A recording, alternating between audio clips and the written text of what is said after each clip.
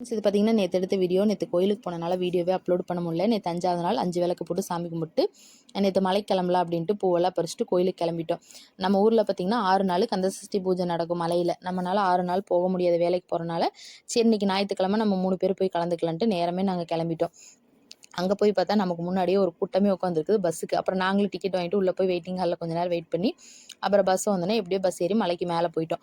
போயிட்டு இங்கே கோயிலுக்குள்ளே போக வரைக்கும் தான் கொஞ்சம் பார்த்தீங்கன்னா இடம் ஃப்ரீயாக இருக்கும். கோயிலுக்குள்ளே போயிட்டா அவ்வளோ கூட்டம். அப்புறம் உள்ளே போய் லைனில் நின்று சாமியெல்லாம் கும்பிட்டோம். அப்புறம் இது பார்த்தீங்கன்னா சந்தனம் பொட்டு வைக்கிற இடம். இந்த இடமெல்லாம் பார்த்தீங்கன்னா கூட்டமே இருக்காது. இன்றைக்கி அவ்வளோ கூட்டம் லைனில் நின்று.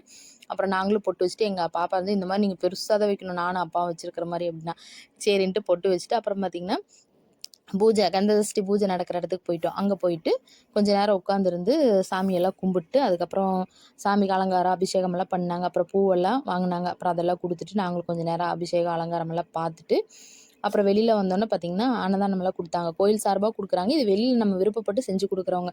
அதுக்குள்ளே எங்கள் பாப்பா பசிக்குதுன்னு புளியோதரை சுண்டலும் போய் உள்ளுக்குள்ளே வாங்கிட்டு வந்துட்டாங்க. கோயிலுக்குள்ளேயே கடை இருக்கு வாங்கிட்டு வந்தாங்க. அவங்க போன கேப்பில் நான் புளி சாப்பாடு வாங்கிட்டு வந்து வச்சுட்டு அப்புறம் அதெல்லாம் சாப்பிட்டுட்டு கை கழுவலான்னு போனால் அங்கே ஒரு குரங்கு தண்ணி குடிச்சிச்சு. அது என்னை பார்த்து ஓட நான் அதை பார்த்து ஓட ஒரே காமெடியாக போச்சு. அப்புறம் பார்த்திங்கன்னா சாப்பாடு கொண்டு வந்துட்டாங்க. கோயிலுக்குள்ளேயே அன்னதானம் கொண்டு வந்துட்டாங்க. அப்புறம் அதெல்லாம் வாங்கிட்டு சாம்பார் சாதம் தயிர் சாதம் பொங்கல் எல்லாம் கொடுத்தாங்க. அப்புறம் அதையும் வாங்கி சாப்பிட்டுட்டு எங்கள் பாப்பா கோயில் சாப்பாடுனா போதும் ரொம்ப விருப்பமாக எல்லாம் சாப்பிட்டுக்கிட்டு இருந்தா. ஆனால் எல்லாத்துலையும் கொஞ்சம் கொஞ்சம் தான் சாப்பிட்டேன், நிறையா சாப்பிடல.